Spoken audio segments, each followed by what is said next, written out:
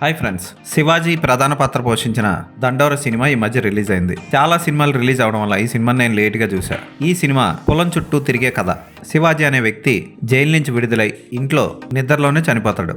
అతను పెంచుకుంటున్న కూతురు ఉంటుంది. అతని సొంత కూతురు ప్రేమ విఫలమై ఆత్మహత్య చేసుకుంటుంది. కొడుకు ఊరికి తండ్రికి దూరంగా హైదరాబాద్లో పెళ్లి చేసుకొని హాయిగా కాపురం చేస్తూ ఉంటాడు. ఆ సమయంలో తండ్రి చనిపోయిన వార్త తెలిసి తిరిగి ఊరికి వస్తాడు. అయితే తెలంగాణలో ఉన్న ఆ ఊరిలో అందరికీ కులపిచ్చి. ఆ ఊరిలో చనిపోయిన శివాజీది అగ్రకులం. కానీ అగ్రకులస్తులందరూ అతని శవాన్ని వాళ్ళ కులానికి ఉన్న శ్మశానంలో కాల్చడానికి ఒప్పుకోరు.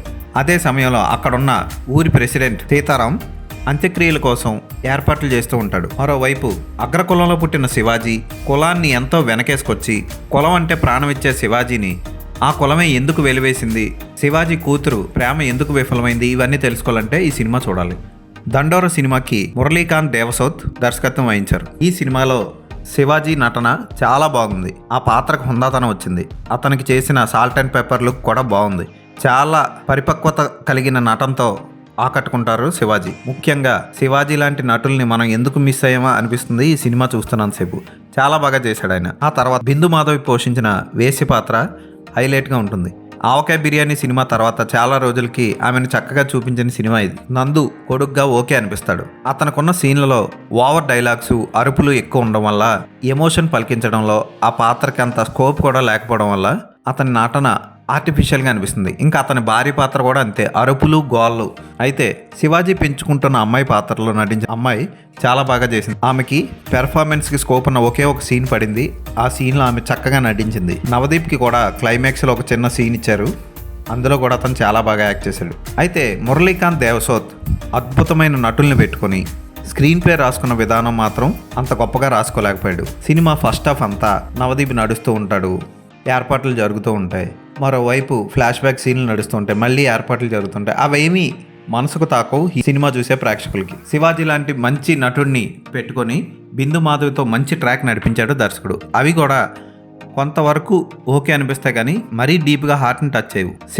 శివాజీ ఫ్రెండ్కి మధ్య అనుబంధం చాలా బాగున్నట్టు చూపిస్తాడు, కానీ ఆ పాత్రల్ని ఎండ్ చేసిన విధానం అంత గొప్పగా ఉండవు. ఇలాంటి సినిమాల్లో ఒక రకమైన స్క్రీన్ ప్లే వాడతారు. అంటే ఓ పాత్రను నెగిటివ్గా చూపించి అది చేసిన మంచి పనులన్నీ లాస్ట్లో చూపించి ఒక్కసారిగా పైకి ఎత్తాలి. ఎత్తిన తర్వాత ఆ పాత్రకి సలాం కొట్టాలి అనిపించాలి ప్రేక్షకులకి. అయితే ఇందులో ప్రెసిడెంట్ పాత్ర నవదీప్ పాత్ర హీరో శివాజీ శవానికి సలాం కొడుతుంది. కానీ అక్కడ ఆయన చేసిన పని అంత సలాం కొట్టే రేంజ్లో మాత్రం ఉంది అనిపించదు ప్రేక్షకుడికి. కులపిచ్చితో చాలామంది ఉంటారు, కానీ వాళ్ళు బయటపడరు.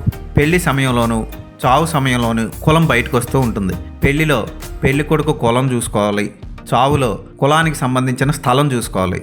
ఇక్కడే కులపిచ్చి బయటపడుతూ ఉంటుంది. చాలామంది చదువుకున్న వాళ్ళు కూడా మాకు కులపిచ్చి లేదు అంటూ ఉంటారు, కానీ సడన్గా కొన్ని సందర్భాల్లో వాళ్ళకే తెలియకుండా వాళ్ళలో ఉన్న కులపిచ్చి బయటకు వచ్చేస్తూ ఉంటుంది. పుట్టుకతోనే పిల్లలకి కులం, మతం ఇలాంటి పిచ్చిలు నేర్పకుండా మంచి మానవత్వం నేర్పితే అందరూ బాగుంటారు. క్లైమాక్స్లో శివాజీ పెంచిన కూతురు చెప్పే డైలాగ్స్ ఆకట్టుకుంటాయి. ఫోటోగ్రఫీ బాగుంది, బ్యాక్గ్రౌండ్ మ్యూజిక్ ఓకే. సినిమా పేరు దండోరా అని ఉండటం వల్ల సినిమా అంతా ఒక డప్పులు మోత మోగించాడు మ్యూజిక్ డైరెక్టర్.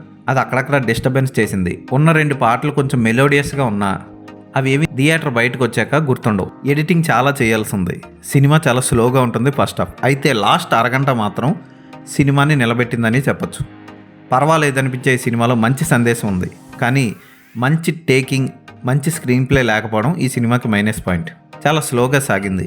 కొన్ని చోట్ల సరైన క్లారిటీ కూడా ఇవ్వకుండా ఇష్టం వచ్చినట్లు ముగించేశాడు దర్శకుడు. ఉదాహరణకి బిందు మాధవ్ కూతుర్ని నందు ఓ ఇంట్లో వదిలి వచ్చేస్తాడు. తర్వాత ఆ అమ్మాయిని శివాజీ ఎలా తీసుకొచ్చాడు అన్నది క్లియర్గా చూపించలేదు. ఇలాంటివన్నీ దర్శకుడు సరిగ్గా చూపించకపోవడం వల్ల ఈ సినిమా సగం ఉడికిన అన్నంలా తయారైంది. అయినా పర్వాలేదు, శివాజీ కోసం ఈ సినిమాని ఖచ్చితంగా ఒకసారి చూడొచ్చు.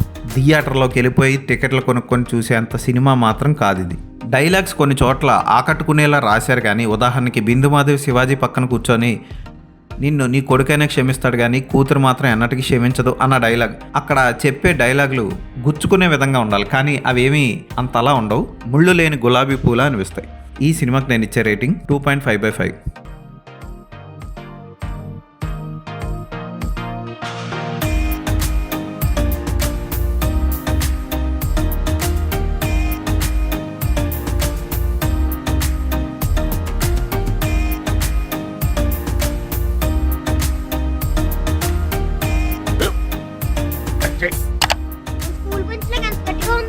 కొట్రా కొట్టు, పర్లేదు కొట్టు. అబ్బా చేయి నొప్పి పెట్టేసింది బాబాయ్. ఆ, నీకు నొప్పి ఏంటి నువ్వు కొడతావా? కమా బీట్ మీ యార్. వద్దు బాబాయ్. వాణ్ణి నేను కొట్టడం లేదమ్మా, వాణ్ణే నన్ను కొట్టమంటున్నాను. నువ్వేం కంగారు పడక్కర్లేదు. అడుగుతావేంటి?